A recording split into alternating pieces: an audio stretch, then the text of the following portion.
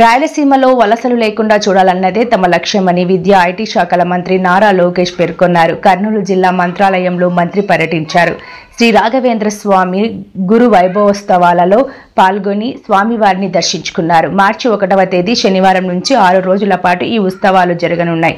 6వ తేదీ శ్రీ రాఘవేంద్ర స్వామి జన్మదిన వేడుకలు జరగనున్నాయి. ఉత్సవాల్లో భాగంగా తొలి రోజు విద్యా ఐటీ శాఖల మంత్రి నారా లోకేష్ ముఖ్య అతిథిగా హాజరయ్యారు. అధిష్ఠించిన పరమ పవిత్ర రోజును పురస్కరించుకుని మఠం పీఠాధిపతి సుబుధేంద్ర తీర్థుల వారి ఆధ్వర్యంలో నిర్వహించిన 404వ పాదుకా పట్టాభిషేక మహోత్సవంలో పాల్గొన్నారు. స్వామివారి ఆశీస్సులు పొందారు. ఈ సందర్భంగా మంత్రి మాట్లాడుతూ కోరిన కోరికలు తీర్చే దేవుడు శ్రీ రాఘవేంద్ర స్వామి గురు